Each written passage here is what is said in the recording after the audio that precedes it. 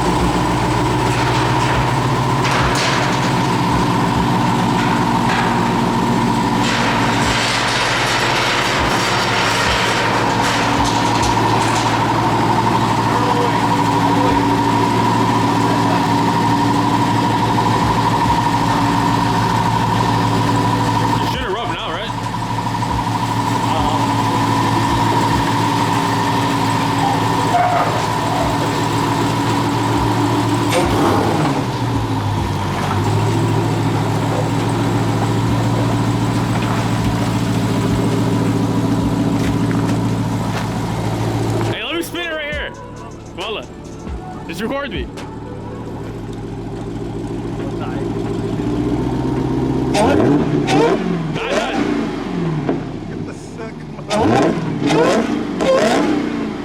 Come record me. Recording? Yeah.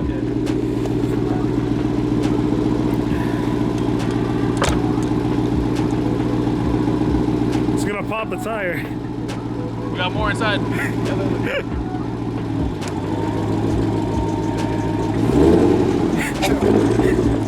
Is it straight in front of me? No. Oh wait, I turn it off all the way. Turn off traction. Oh, I know. Ready? Yeah, go.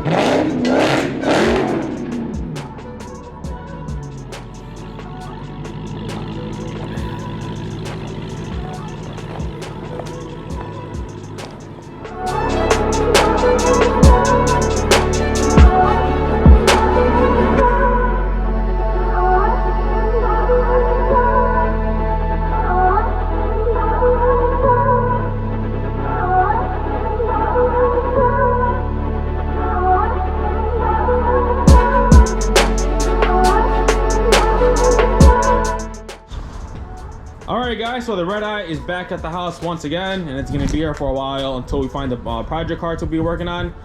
So I did a quick time lapse for you. I didn't want to sit there and talk through every single step and what we're doing. It was really obvious. We took the front clip off of this one. I put on my other one, the one that was stripped up. And I had this this hood off of Daytona a while back that we fixed, and I just put it on here because I didn't want the engine to be exposed while it's going to be outside. We also did take the rockers, we took the wheels, and I think that was it. Oh, we took the headlights, of course, and everything was on there.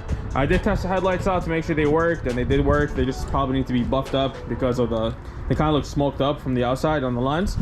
I had this set of wheels sitting on the other one when we used it to roll off the trailer, so I put them on here until we get the wheels for our new car. So now I'm going to show you really in the sunlight, because I know I told you I was going to do that when I first got it. So starting off with the rear, as you see, this is bare metal over here. So the paint was all off, wrap got, you know, all toasted up, and it went down to bare metal. So the main impact was from the rear, and the heat kind of spread, and as you see, some of the spots also got messed up over here. So a lot of people were asking, how did it catch fire? So Josh, the person who owned this car before I did, he was towing this car or trailering it to LA, and he wanted to drive it over there. And I guess wherever this car was parked, the car behind it somehow caught on fire.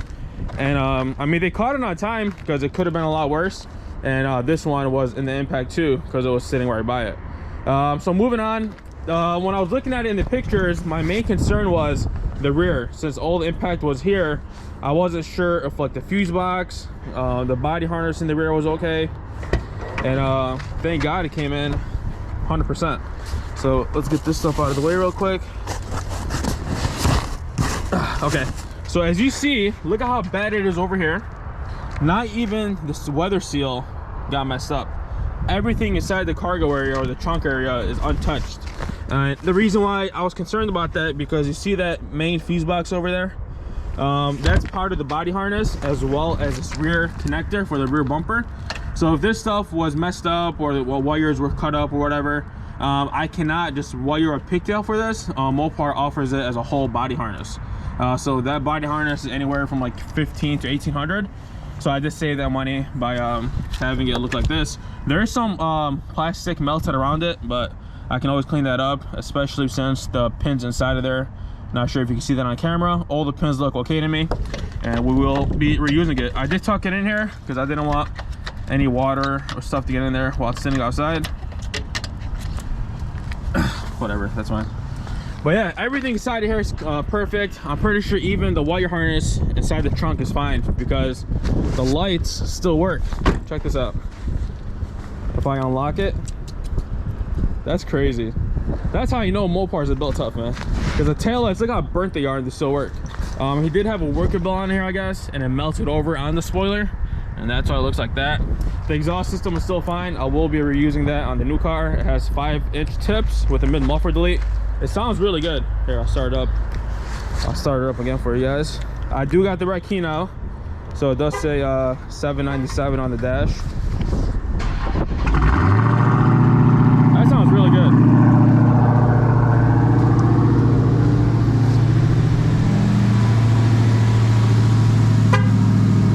I already showed you guys under the hood, but I know it was dark, so I'll show you guys once again.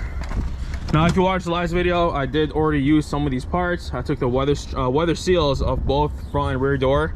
I took off this B-pillar trim for my other car, and I actually didn't use that part. That part is still over there.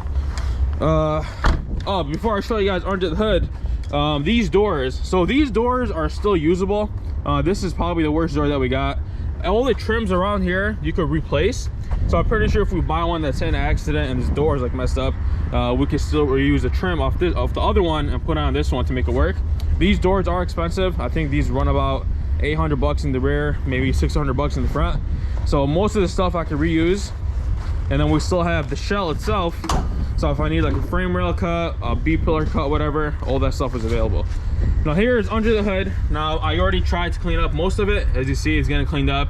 So what I'm gonna do is when the weather gets better, right now it's freezing, I'm gonna spray it with some degreaser, let it sit on there, kind of make that stuff all come up, and then I'll wash it off with the steamer, and it should come back to new again. So another concern was this over here. So right under the shield, I don't want to lift it up now, but the PCM is right under here. So I'm like, maybe if the heat got hot enough, the PCM would have got fried. But as you see, it's fine because the car starts up and we don't have any issues with that. I still holding coolant in both the supercharger and in the reservoir, so that's a good sign. Now that's for that. Now let's move on to the interior real quick. I'll show you guys how that looks.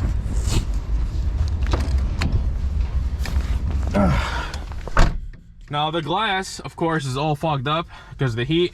Now he had the windshield tinted, so like the tint is like wrapped with the glass. Now you can't even separate it anymore. If you peek like low enough, you can kind of see. That's how I was able to drive it up the driveway. But other than that, the windshield's kind of useless. No lights on the dash other than the tire pressure sensor light, which is normal because the tires are low on air.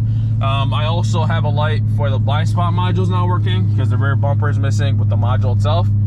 So that's not really a big issue. But other than that, no check engine lights, no ABS lights, nothing like that. The battery was really bad when it first came in, so I put a new battery in there. This one does not have a sunroof, but it does have the suede headliner, and it also has the star lights. But when I was talking to Josh, he wasn't sure where the remote was for the star headliner, and I wasn't really too mad about it because, as you see right over here, the headliner is garbage, so I can't really reuse it, as well as the visors. But I'm always gonna take all that stuff off and have it rewrapped in suede, just like we do with the Hellcat. And it looks, honestly, it looks a lot cleaner than how the factory one looks. This one looks like really thin, so you can't really see the material in there. But when I have it done by my upholstery guy, you can actually see like the suede lines back and forth. SRT pages, it should say 797 now, as you see. Before we're saying only 500 because the car came with only the black key. This one does have the light up SRT airbag with the suede steering wheel, which is a perk. All that stuff will be going over to my new car. And since I made my final decision, I will be building a Gen 2 charger, which is actually, I don't think it's a Gen 2. I think it's a 7th gen charger. So I've been saying it wrong the whole time. The seats, now the main thing are the seats. I don't know if you can catch this on camera, but they're a little blacked out. They're not as red as they're supposed to be, but I'm pretty sure all that could clean up with some nice cleaner, and maybe the steamer will help to get that stuff off. It has the carbon fiber trim, which is nice as well. And in a Gen 2, all this stuff will fit directly. You don't have to really make any modifications. Even this mirror will plug right in, although I will need a new one. This one's fogged up pretty good. This is not useful anymore. It's all toasted up. But a lot of the stuff that I need are good. So the small things over here, I can always buy or just find used. So it's not really a big concern. So we did get an answer for what this thing was. It was a pedal commander. It's supposed to make like your acceleration more responsive. which I really don't see as it being a real difference. But that's really it. The screen's working, so if this thing was messed up, that thing would have been like another 1,500 bucks. So that's good. So I'm really happy with the outcome. I mean, I was expecting a lot worse, to be honest. The leather dash is fine. The leather door panels are fine. Although this one over here, I'll show you real quick. Looks like the heat got to it a little bit, so it's kind of bubbled up, but nothing serious. I mean, it's not like it chewed all the way in, so it's still fine to me. I'll show you guys the rear seats real quick. So see what I mean? Like, it has some like black spots like that, but I'm pretty sure all that could get cleaned up. This driver's seat is probably the worst one. It has black all over the bolster over here and some in the center, but other than that, it's fine to me. It has a little bit of dust because it's been sitting for a long time. This rear door, or these rear seats, they're looking good. I don't see any black spots on this. The heat got so hot back here that the third brake light just fell off with the headliner. But that's really it. I mean, everything else is good. So if I buy another one that's hit right here, I got a whole cut that I could use. I know at the time when I was trying to find one, nobody had one because the wide body cuts are different than the regular slim bodies. So it ended up working pretty good. The brake Brembos, I'm gonna most likely end up rewrapping or repainting. I'm pretty sure whatever color I buy, that blue is not gonna fit well. I'm really trying to find like a white one or a black or a red, because the interior will look real nice on it. And if we don't find a color like that, we'll probably switch out the interior to black and do something with the seat belts to match. But other than that, that's really it. Now I will do a price review on the next video, so if you guys want, take a guess in the comment section down below, and what would you pay for this? Now in my my position, it worked out pretty good because I needed the body panels off of this, and I also needed the swap parts, so like the motor, trans, the powertrain, or I guess that powertrain, the front and rear suspension, the exhaust, wire harness, all that stuff. It costs a lot of money, especially being a Redeye. So what would you pay for it if you wanted to do a swap yourself, and what price would work for you? Well, other than that, guys, I'm gonna wrap it up over here. I'm probably gonna post this video later on this week. I just uploaded the last video when we surprised Josh with his car. But that's gonna be it. If you're new to the channel, make sure to subscribe, hit that like button, and I'll see you back on the next one.